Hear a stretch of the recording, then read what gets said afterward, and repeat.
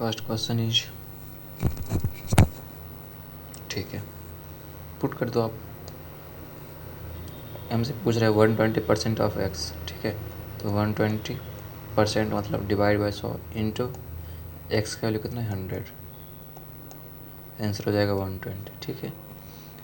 उसके बाद बोल रहा है 40% ऑफ 150, तो 40/100 इंटू 150 प्लस 60/100 इंटू 150, ठीक है। 60% ऑफ 150 कैसे लिखेंगे, ये गया ये गया, 15 को 4 से मल्टीप्लाई करेंगे 60, 2 जीरो से एक ही 15 चार 90, यानी 150 इसका आंसर हो जाएगा। ओके, ये हमसे पूछ रहा है, देखिए 80/60 इक्वल टू दे रखा है हमें x/12। रेशियो को हमेशा आप इसको रेशियो में कन्वर्ट कर लो, ठीक है। इससे ये गया,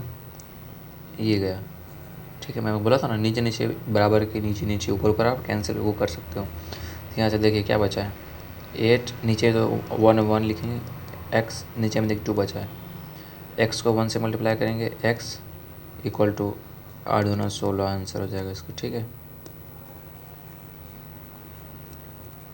अ पर्सन ट्रेवल्स इतना है, देन इट ट्रेवल्स इतना, ठीक है। देखिए आप जो दिया आप उसको देखिए, ये दिया हुआ है, ये दिया तो आप क्या निकाल सकते हैं, यहाँ से स्पीड निकाल सकते हैं। Speed equal to distance upon time, 150/5 equal to 30, यानी स्पीड आपके पास आ चुका है 30 किलोमीटर पर आवर। इस यूनिट का ध्यान रखें, ठीक है। फिर बोल रहा है then it travels 180 kilometre in dash hour, तो फिर 180 किलोमीटर कितने घंटे में तय करेगा। तो यहाँ से हमें डिस्टेंस पता है 180 किलोमीटर, स्पीड पता है 30 किलोमीटर पर आवर, टाइम का फॉर्मूला क्या होता है, speed equal to distance by time, तो speed into time equal to distance, time equal to distance by speed.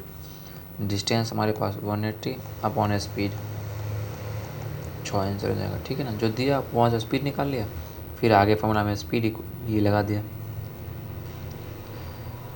फिर यहाँ से पूछ रहा है कितना आसान है, distance equal to speed upon time, 40 sorry क्या लिख दिया मैंने, speed equal to distance upon time. Speed दे रखा है, डिस्टेंस हमसे पूछा है, टाइम 2 घंटा, डिस्टेंस कितना आ जाएगा 90 किलोमीटर आ जाएगा, किलोमीटर पर आवर में दिया ना, तो डिस्टेंस किलोमीटर में आएगा। फॉर्मूला लगा दो, speed equal to distance by time, distance 60 time 4, ये 15 हो जाएगा आंसर। 1 किलोमीटर पर आवर में कितने मीटर पर सेकेंड होते हैं, किलोमीटर को आप मीटर में चेंज करोगे तो 1000 से मल्टीप्लाई करोगे और नीचे 3600 से मल्टीप्लाई करोगे, ठीक है। तो ये जाएगा 5/18, ठीक है। याद नहीं करना है, डायरेक्ट आपको निकालना आपको आना चाहिए। ए इक्वल टू 2 भी है, ठीक है, ए इक्वल टू 2 भी, देन हमसे पूछ रहा है a/b क्या होगा, तो ए की जगह पे आप 2 भी पुट कर दो अपॉन में बी। ए की जगह पे हम क्या पुट कर दिए 2 भी, बी के नीचे आंसर कितना है 2, 2 इंटू मतलब 2 को मतलब क्या 2/1, इसको लिख सकते हैं 2/1, 2/5 of 50% of X equal to 10। तो देखो फटाफट सॉल्व कर देते हैं इसको कैसे करेंगे, ये 10 हुआ, 10 से ये 10 गया, तो 2/100 इंटू एक्स इक्वल टू, इधर 1 बचा है तो x इक्वल टू उधर जाएगा तो 100/2, यानी 50 इसका आंसर हो जाएगा। x% ऑफ इतना देखिए तो x/100 ऑफ ये दे रखा है हमें 18/25, देखो इसको मैं कैसे ये हो जाएगा 5,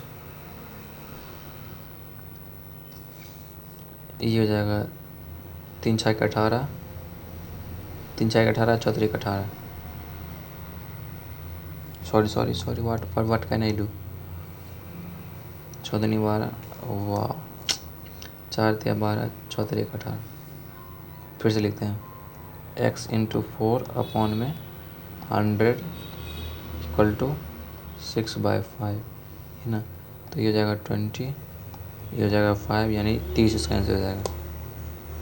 ये मल्टीप्लाई होगा ना पर जाएगा, कौन सा 12/5 ये 1/8% होता है, ठीक है। डायरेक्ट आप इसको याद रखो, 1/4 25%, 1/8 देखो ऐसे याद रखो। 1 इक्वल टू कितना होता है 100%, इसका हाफ करोगे तो आएगा 50%, इसका भी हाफ कर दो, इसका हाफ मतलब इसको 1/2 से मल्टीप्लाई कर दो, इसका हाफ 25%, इसका भी हाफ कर दो तो इसका हाफ होता है ना 25 का हाफ कितना होता है 12.5, ऐसे याद रखो। x/100 ऑफ 2000 दे रखा है 600, तो देखो 2 जीरो से ये 2 जीरो कैंसिल, ये 1 जीरो से ये 1 जीरो कैंसिल, ये हो जाएगा 30, x का वैल्यू 30 आएगा।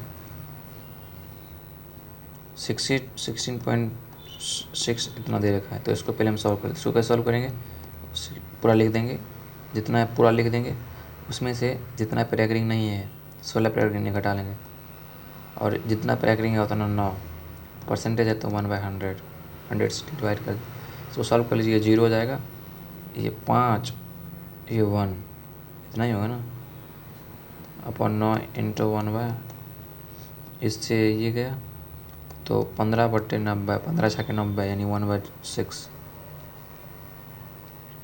कॉस्ट ऑफ 30 मैंगो का दाम 150 है तो 1 मैंगो का दाम 5 हो जाएगा। 60 का पूछ रहा है तो 300 इसका आंसर हो जाएगा। ये पूछ रहा है 50/100 into 150 plus 70/100 into 300।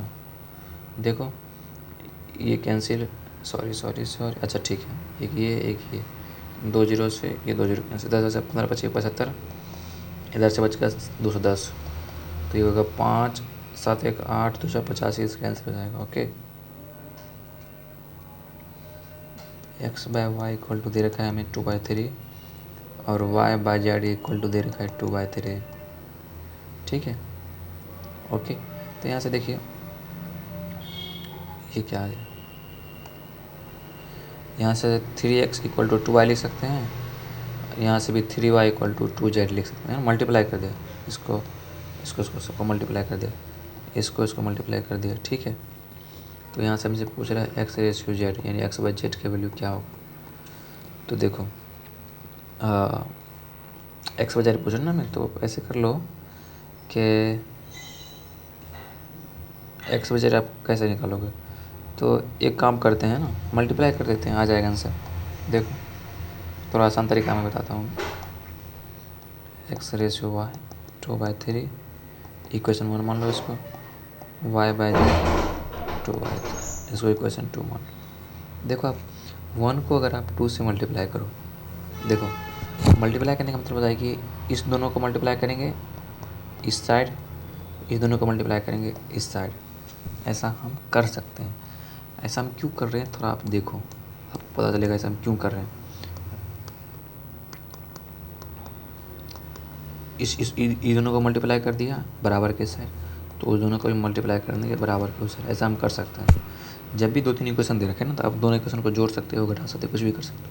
Y cancel होगा, इसलिए मैं कर रहा था कि वाई देखिए आप दोनों को देखना है आपको कि x/z कैसे आएगा। इन दोनों को मल्टीप्लाई करोगे तो वाई कैंसिल, इधर जाए x/z, इधर से बचेगा 4/6 यानी 2/3। बस, थैंक्स। लूचो कुमार।